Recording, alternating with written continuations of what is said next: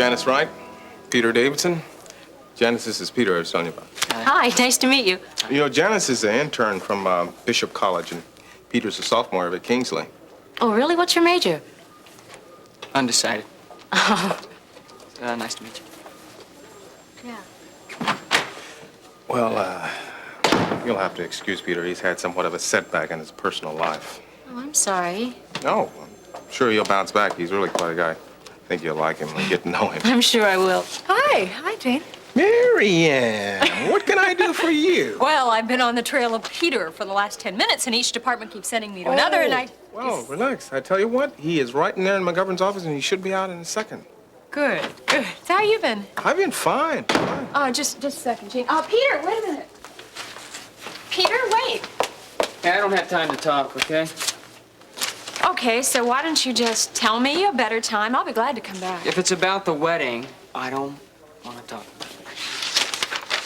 It's about you, because I'm worried about you. Hey, I'm okay, all right? I'm fine. Yeah, I can tell. I guess this was a mistake, so if you ever decide you do want to talk, you know where you can reach me, all right? Miriam. I could use a friend, I guess. So what's the matter? 8 hours of sleep wasn't enough for you? Would have been if I'd gotten it. Oh, too much starch in your pajamas again? Yeah. So do you know what time it is? Yes, I do. And you're not worried about getting down to the clinic? Lori, it's not going to go anyplace. Ben. Is this about last night? Is that what this is? What? What is? What? Your attitude about the clinic. Look, I don't want to discuss it anymore. If I do, I'll just bring you down with me. So, let's just drop it, please. You know, I don't understand you. I mean, Jack Egan just gave you a clean bill of health for your hand, and the clinic's about to receive $1 million. And I've made a decision. I'm not going to practice medicine anymore.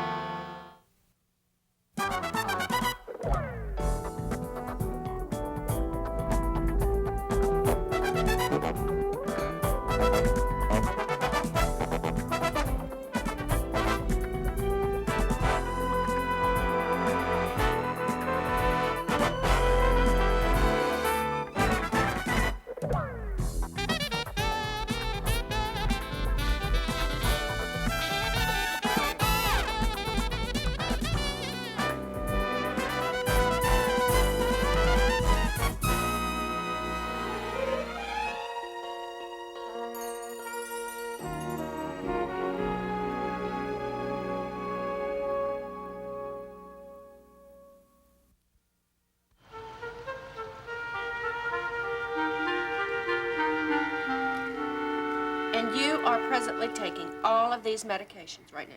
That's right. Okay. Thank you.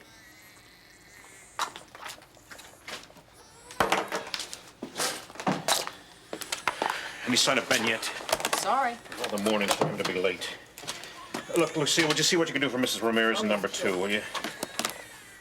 Look, I'm sorry you've all been patient, but we'll get to you as soon as we can. I know Dave's trying to protect Ben's privacy, but this is really getting ridiculous, okay? You give him 10 more minutes and then call him anyway. If there's any consequences, I'll answer to him. Right. You know I love Ben as much as anybody, don't you? But now, Lucille. Okay, just a minute. Somebody's got to say it. This is just one more step in a very obvious progression. Well, you know he needs our support, not our anger. Well, I'm real sorry, but I am fresh out. So how did everything go yesterday? I don't think you really want to talk about No, that, Peter. No, I do. Everything goes smoothly? No, actually it didn't. Courtney's mother showed up. What? Yeah, she had a recovery of sort. She sneaked out of Rose Hill, flew down here, all to stop the wedding.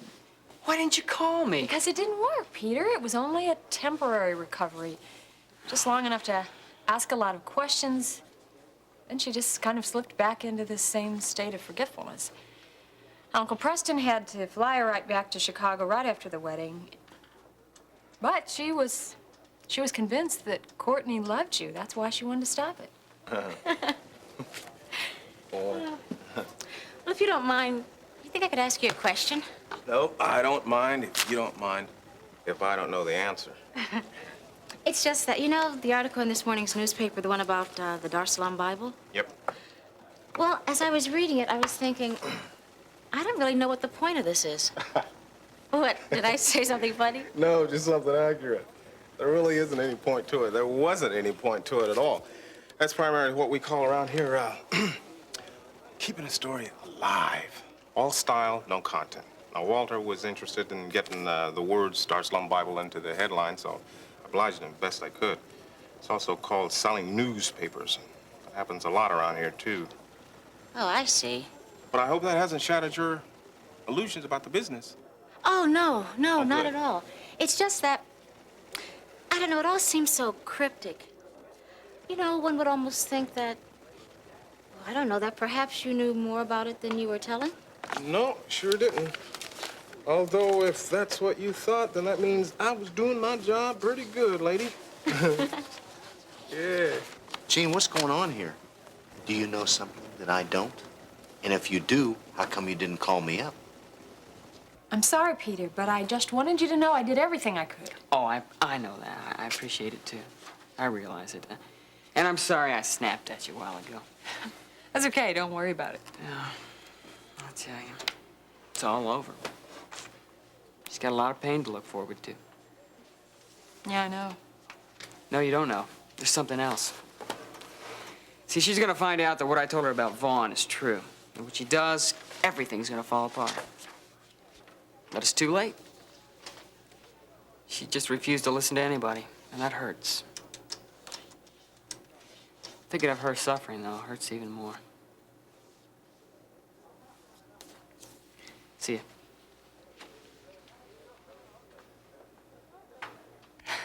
I know what you want from me. And there's no way you're going to give it to me, right? Look, there's no reason for me to get all worked up over something that I know you don't even really mean. I mean, it's just Well, something... Just stop. Just stop No, right there. no, you stop. I've been listening to this for months now, Ben. It's my turn. No, you have no right. I have every right. Now let's just recognize this for what it is. This is boredom and depression. And you've brought it on yourself. Forget it. Just forget it, okay? Yeah, I'd like to. But you know what I'd like even more? I'd like for you to turn around and say, yes, yes, these are my problems, and deal with them. But no, instead you've got to try to shock me and tell me you're going to quit medicine. I mean, you're just trying to take the attention away from where it really belongs. You're giving me the equivalent of a little boy who writes a little bad word on the living room wall. And you're giving me the equivalent of a little girl who pretends that everything's fine. If you ignore something long enough, Lori, it'll just go away. I'm not ignoring it. I am just trying to get you to focus on what the real problems are. How dare you stand there so self-assured and tell me what the real problems are? How dare you tell me what I'm feeling isn't valid? Do you know what you've done? Well, do you know what you've done? You've taken this whole issue and you've turned it into a cliche. And I've got to tell you something, honey, I really hate that. Because it lets you off the hook. It allows you to offer all these little cliched solutions. Gives you an excuse not to think about the problem in any kind of depth. And you're using these platitudes of boredom and depression as a smokescreen to hide behind. Now, I will admit that some of the things you're saying are true. Yes, I'm feeling those things. But you've got to admit that this problem is a little more complex than what you said it is.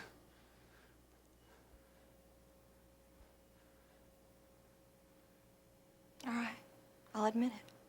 Thank you. But what does that change?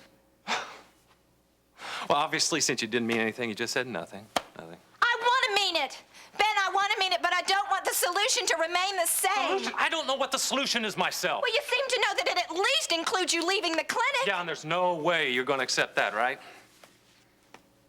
Yeah, I'm not exactly comfortable with it, no.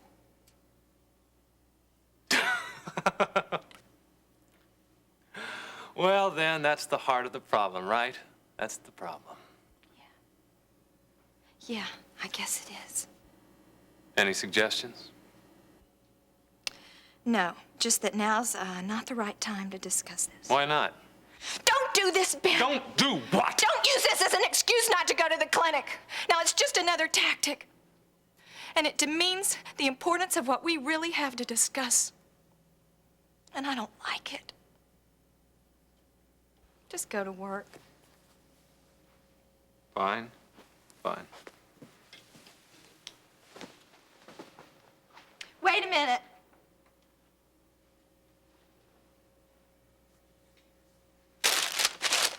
Your lunch. Thank you. Ben. I love you. I love you too. Call me later. If I get a chance. Bye.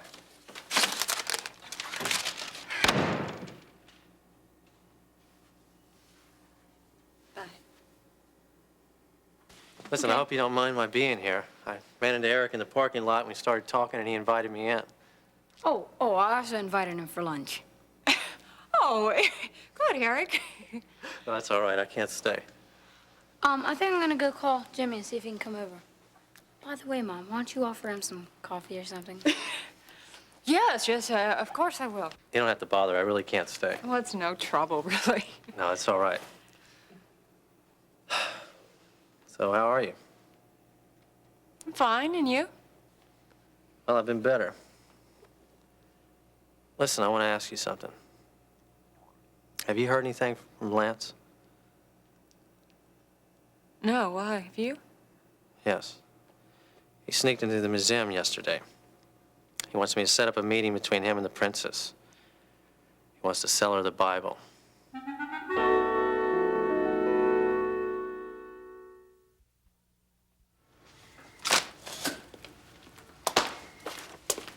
That's it. I've had it. I'm getting out of here. What's wrong, Mr. Brewster? What's wrong? Do you know how long I've been sitting here waiting for someone to see me? Yes, sir, I know, but... 2 hours! I was here first thing this morning. I'm sorry, sir, but we're a bit short-handed today. Forget it. Well, if it isn't the phantom Dr. Martin. Nice of you to show up. Lucille, go after him, will you? We need his blood sugar. Here, wait, I'll go get it. Oh, no. You're needed for more important things, and have been for the past 2 hours. Well, let me get my coat off and I'll be right with you. That's it? No apology, no explanation? Sorry. Go on. My reasons are my own. Sorry, Ben. I don't buy that. Lance was at the museum? Yes. Did you call the police? I mean, did they get any leads as to where he went? No. You're the first person I've told. Jeremy, Wait, just hear me out on this, okay? He threatened me. well, of course he threatened you, but you can't let that stop you from doing what you should. I mean, you need to call the police. You can't let him do this to you. I wish it was that easy. But it is. Oh, come on. What are they going to do? Put an armed guard around my office? I mean, come on. What can I possibly tell them that they don't already know? So what else do you plan on doing? Just cooperating with him? No, of course not. Well, that's exactly what it sounds like to me. Listen, Miriam, it was a small incident, and it's over now. It is not over with. He asked you to do something for him. He is going to come back to find out if you did. But I don't think you can handle this one alone, Jeremy. No, you're right. I've never been able to handle this. That's the way it is with Lance and I. He's always been on top. He always has. Ever since we were 10 years old, the guy pulled little pranks. One time he tied me up to a tree and started taking pot shots at me with a BB gun. I mean, when we used to go swimming, he would hold me under the water until I almost drowned. One time he cut the brakes on my bicycle, and I went out, rode down, and almost got hit by a truck because I couldn't stop. It's crazy. It's made me a lot tougher. I am a lot tougher. But I'm not able to stand up to him. I can't beat him. It's like what I was telling Eric about the Potomac Indians. They would avoid confrontation at all costs. And anytime there was an enemy in the area, they would leave their village and let them take over and take whatever they wanted. And then once they knew it was safe, they'd come back, pretend nothing happened. That's the way it is with Lance and me. I let him take what he wants and do what he wants. And I pretend nothing happened. Sickening. Sickening to think that I've lived like this. Then stop it. Don't you think I want to? That's the one fear in my life. That's the only thing in this world that I'm afraid of. Well, I think it's about time you stood up to him. I think it's time that you tried again. Because it's about time that Lance finds out that Jeremy, the man, is a lot different than Jeremy, the little boy. I just came from the Chronicle and saw Sergeant Brubaker there. So why don't you give him a call?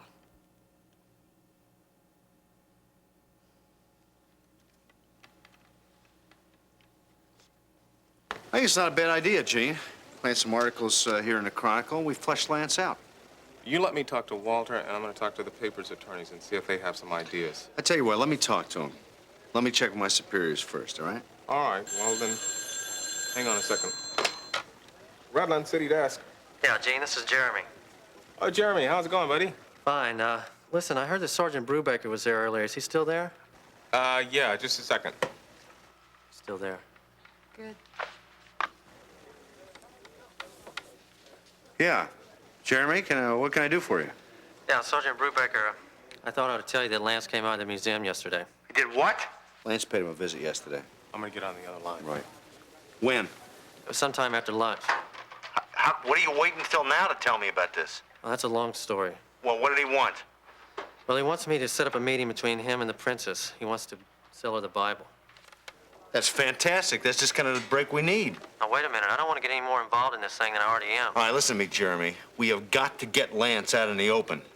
All right? Then there's no better way than to set up a meeting like this. Listen, I don't think you understand. If we set up a meeting, Lance would kill me if he found out. But that's where you're wrong, Jeremy. Lance needs you. You're his only contact to the outside world. Hey, listen to me. Don't tell me about my brother. And don't you tell me you don't want to help. You're involved in this whether you like it or not. Now, where are you?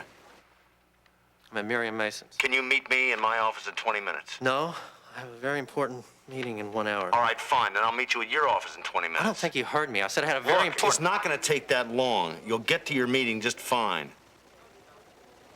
All right, I'll meet you in 20 minutes. All right, and on the off chance that you happen to run into Lance between now and then, play it cool, string him along, and by all means, let him know that you're going to cooperate. You got that? Yeah, I've got that. All right, fine. I'll see you later.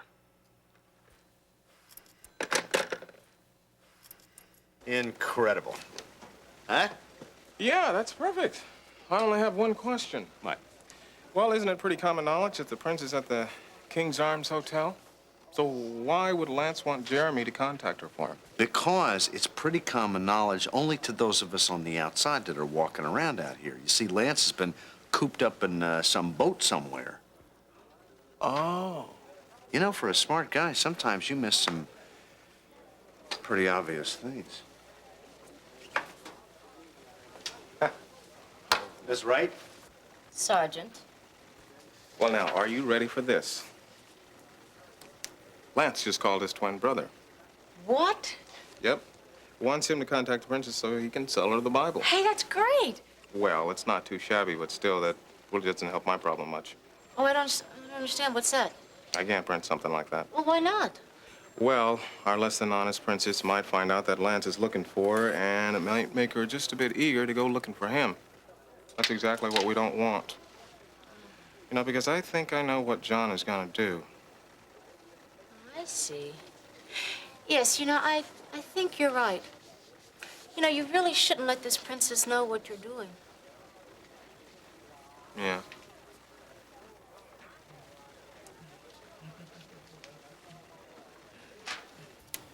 All right, maybe I do owe you an explanation. Lori and I were discussing a career move.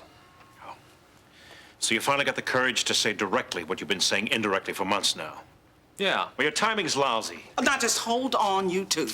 Now, I grant you this discussion may be necessary, but having it in front of everybody here, now that's wrong. Oh, you're right, Ione. Look, I'm sorry. It's been a rough morning. Yeah, for me too. Ben, look, I'm trying to understand what you're going through, and I know it's rough, but please, don't take it out on the clinic.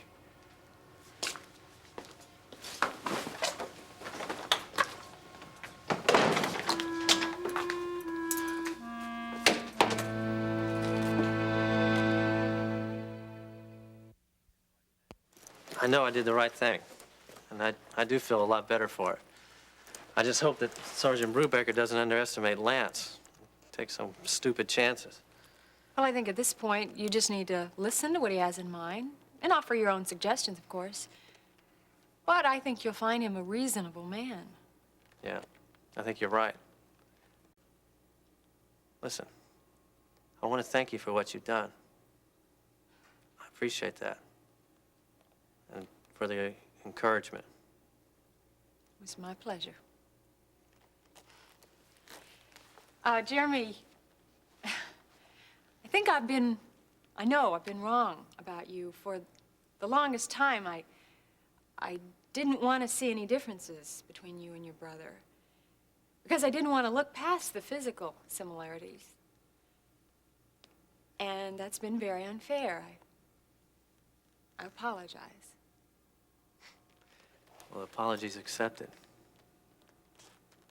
So I better go. But, you think I could stop by later? Well, if you like to. I would. I would like to. Okay. I do. Bye. Bye.